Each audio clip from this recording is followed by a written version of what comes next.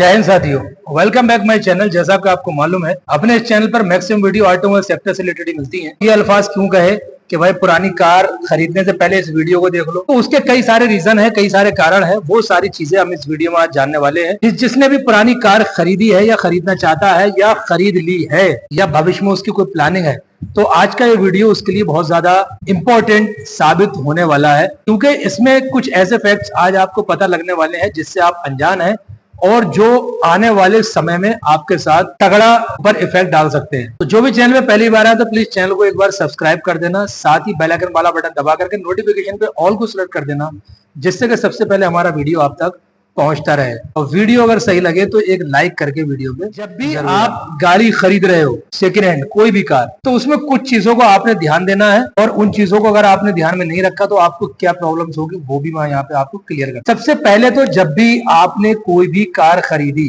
तो उसका कोशिश करें कि ऑनलाइन ट्रांजेक्शन करें, और दूसरी चीज ये ध्यान रखें कि आरसी जैसे ही आप ट्रांसफर करवा रहे हो अपने नाम पे, तो आरसी के साथ साथ आपको इंश्योरेंस भी उतना ही जरूरी है जितना के आरसी जरूरी है नाम पे ट्रांसफर करवाना। अब यहाँ पे जो आरसी और इंश्योरेंस ट्रांसफर होता है उस बीच में हम और आप लोग एक गलती हमेशा करते हो, क्योंकि अधिकतर लोग 75% मुझे लगता है ऐसे लोग हैं जो गाड़ी को अगर खरीदते हैं पुरानी किसी कार को तो उस पर फाइनेंस करवाते हैं। अब उनको लोन चाहिए ज्यादा, और वहीं पे जो कार बाजार वाले होते हैं जो गाड़ियां बेचते हैं सेकेंड हैंड, उनको अपनी गाड़ी बेचने से मतलब है, उनको नहीं मालूम है उसके बाद में आपके साथ आने वाले समय में क्या होना है। वो सारी टक्कर झेलनी है आपने, तो वो तो भाई जितना ज्यादा से ज्यादा होगा आपको बस गाड़ी बेचेंगे और रास्ते निकालेंगे कि आपकी गाड़ी आपके हवाले वो कर दे। वो रास्ते कैसे निकालते हैं? मान लीजिए कोई गाड़ी आपने 10 लाख रुपए की खरीदी है, तो फाइनेंस कराना है, आपके पास 1 लाख रुपए का अगर बजट हो रहा है तो वो भाई साहब उस पर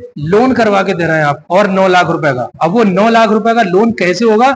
जब गाड़ी की 11 लाख रुपए आईडीवी लगी होगी इंश्योरेंस में, तभी तो 9 लाख रुपए का लोन होगा आपका। वो 11 लाख रुपए की आईडीवी लगवा रहे हैं, प्रीमियम किसका बढ़ा? आपका बढ़ा। चलो वहां पे ये भी होता है कि हम विद इंश्योरेंस जो है गाड़ी आपको दे देंगे, लेकिन आईडीवी वहां पे बढ़ गई, जबकि उसकी करंट टाइम पे आईडीवी होना चाहिए थी 7 से 8 लाख या 9 लाख, तो वहां लिख दिए भाई साहब 11 लाख रुपए। इसलिए अपनी गाड़ी बेचने के लिए कि भाई किसी तरीके से गाड़ी देवबंद हो। आप भी खुश हो गए भाई साहब, यार कमाल कर दिया इन्होंने, तो बहुत बढ़िया आदमी है यार, इंश्योरेंस करवा के और हमारा सब जुगाड़ करवा दिया, और सिर्फ 1 लाख रुपए हमारे पास से गए और 10-11 लाख रुपए का हमारे पास गाड़ी हो गई। ये खुशी जब तक चलती है आपकी, तब तक आपकी गाड़ी के साथ कोई हादसा नहीं हो जाता है। आने वाले समय में मान लीजिए आपकी गाड़ी के साथ कोई हादसा हो गया, देखो भाई मैं तो क्लेम वाला मोटर इंश्योरेंस और क्लेम वाला बंदा हूं, मैं वही बात बताऊंगा आपको कहाँ नुकसान हो सकता है। गाड़ी के इंश्योरेंस से होने वाले नुकसान के बारे में ही आपको बताऊंगा मैं। अब मान लीजिए गाड़ी आपकी हो गई एक्सीडेंट, और गाड़ी जब एक्सीडेंट हो जाती है और फिर जाती है वर्कशॉप के अंदर गाड़ी, और खुदा ना खास्ते गाड़ी इतनी एक्सीडेंट हो गई कि टोटल लॉस हो गई। एजेंसी वालों ने या गैरेज वालों ने किसी ने भी देखा, एस्टीमेट दिया, सर्वेयर साहब आए, उन्होंने गाड़ी का इंस्पेक्शन किया और साहब बोल दिया कि गाड़ी तो रिपेयरेबल है ही नहीं, कि तो रिपेयरिंग कॉस्ट 75% से ऊपर जा रही है, तो अन्यथा गाड़ी ये हम टोटल लॉस कर रहे हैं। यहां तक भी ठीक है, कोई प्रॉब्लम नहीं है। अब जब गाड़ी टोटल लॉस डिक्लेयर्ड हो जाती है, फिर चाहिए होते हैं उसके लिए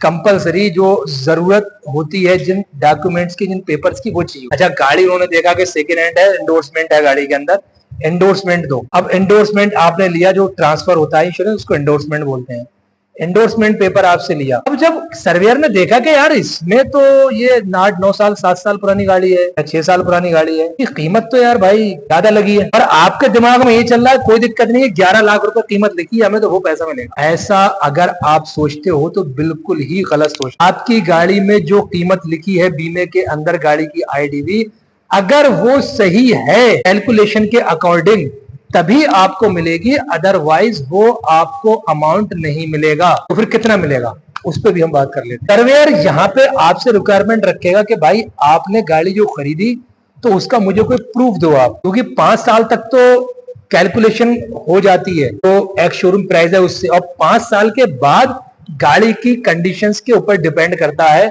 और उसकी हालात के ऊपर कि कितनी होना चाहिए कीमत इस टेक्निकल रिपोर्ट के अकॉर्डिंग। टेक्निकल रिपोर्ट तो बची नहीं, गाड़ी हो गई टोटल लॉस, तो फिर वहां पे सर्वेयर आपको बोलेगा भैया आपने जो गाड़ी खरीदी है कितने की खरीदी है, जरा उसका मुझे डिटेल दोगे आप? आपने कैश खरीदी या चेक से खरीदी या किसी को ऑनलाइन यूपीआई किया, वो डिटेल मांगेगा बंदा। अब वो तुम कहोगे यार वो कहाँ से लेके आऊं, गाड़ी तो मैंने 1 साल पहले खरीदी, अब ये चीज कहाँ से लाऊं? दूसरी बात, वो इसलिए मांग रहा है आपसे वो क्योंकि आपकी गाड़ी की आईडी भी एक्यूरेट नहीं है लगी हुई। फिर वहां एक नया प्रॉब्लम क्रिएट होता है। सॉल्यूशन इसका छोटा सा है, लेकिन कुछ सर्वेयर ऐसे होते हैं जिनको कमाई करनी होती है, घूसखोर होते हैं कुछ सर्वेयर, इनको रिश्वत भी चाहिए होती है अपने काम करने की, मतलब जो कंपनी से मिल रहा वो तो है ही है, अब उनको यहाँ पे आपसे कुछ चाहिए। हालांकि ऐसा कोई प्रावधान नहीं है, कोई कानून नहीं है। सेकेंड हैंड गाड़ी अगर है और 5 साल से ज्यादा पुरानी हो गई है और उसमें रिटर्न टू इनवॉइस कवर नहीं है लगा हुआ, तो आप गाड़ी का इनवॉइस दो, ऐसा कोई प्रावधान, कोई कानून नहीं है insurance regulatory development authority of India में। तो जो मांगने का इनवॉइस और डिटेल और मांगने की वजह सिर्फ यही है कि आपकी गाड़ी में आईडीवी गलत लगी है, उसके अकॉर्डिंग उसको वही करना है जो करना चाहिए था उसे पहले, लेकिन आपको इतना चौंका देगा, इतना डरा देगा कि भैया आप उसे पैसे देने पे मजबूर हो जाओ। तो वहां आप खर्च करोगे पैसे, फिर वो अपने हिसाब से जो रिपोर्ट उसको लगानी चाहिए वो लगा देता है और आगे काम हो जाता है। जब 10, 11, 12 लाख रुपए की गाड़ी आप खरीद रहे हो या 20, 30 लाख रुपए की गाड़ी खरीद रहे हो, तो उसका इंश्योरेंस भी थोड़ा सा दिमाग लगा के करवा लो। उसमें क्या एड ऑन होना चाहिए, किस तरह से आईडी भी होना चाहिए, ये सारी चीजें आपको देखनी पड़ेंगी, अदरवाइज आप परेशान हो गए। मैं अपनी वीडियो में जो भी कुछ आपको बताता हूँ, अब 15-17 साल का जो एक्सपीरियंस है मेरा, उसके अकॉर्डिंग आपसे सारी चीजें मैं शेयर करता हूँ। और जिसके मेरे पास कॉल मैसेजेस अलग अलग स्टेटों से, अलग अलग जगहों से जो कॉल आते हैं, भाई के व्हाट्सएप कॉल आते हैं, व्हाट्सएप मैसेजेस आते हैं, तो कभी होता है कि मैं नहीं जवाब दे पाता हूँ, प्रॉब्लम होती है। तो उसके लिए अगर आपको प्रॉपर हर चीज का मुझसे जवाब चाहिए, सारी चीजें आपके दिमाग में, जहन में कोई सवाल है, कोई इश्यूज हैं, तो जो लाइव में बीच बीच आता रहता हूँ, वहां पे आराम से हमारी आपकी बात हो सकती है। तो वो अपडेट आपको इंस्टाग्राम पे आप मुझे फॉलो करें, तो वहां जैसे ही आप रील देखोगे, जब भी मैं अपडेट होता हूँ वहाँ रील वगैरह मेरी अपलोड हो जाती है कि आज मैं यहाँ लाइव आने वाला हूँ। वहां से आपको मालूम पड़ जाएगा कि किस किस दिन हफ्ते में लाइव अपना प्रोग्राम चलता है और किस टाइम चलता है।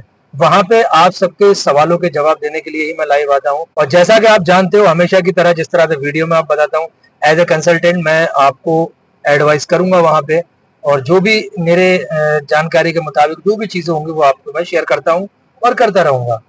तो वहां आप आइए और जो भी सवाल हैं आपके, उनके जवाब आपको वहां पे मैं पूरी कोशिश करूंगा देने की। और अभी लास्ट जो 2 दिन पहले भी मैं लाइव आया था, वहां पे भी कई सारे सवाल आए थे सामने, तो उनको भी मैंने जवाब जैसा भी आपने देखा होगा कि दिए उनको। उस चीज के लिए आप प्लीज इंस्टाग्राम पे जाकर के हमें फॉलो करें, वहां से आपको अपडेट उसका मिलता रहेगा। तो वीडियो अगर सही लगा हो तो एक लाइक करके वीडियो पे जरूर जाएं। चैनल पे पहली बार आए तो चैनल को सब्सक्राइब कर दें, साथ ही बेल आइकन वाला बटन दबा करके नोटिफिकेशन पे ऑल को सिलेक्ट कर दें, जिससे कि सबसे पहले हमारा वीडियो आप तक पहुंचता रहे। मिलते हैं फिर किसी नेक्स्ट वीडियो में नेक्स्ट टॉपिक के साथ में, तो हम याद रखना। जय हिंद।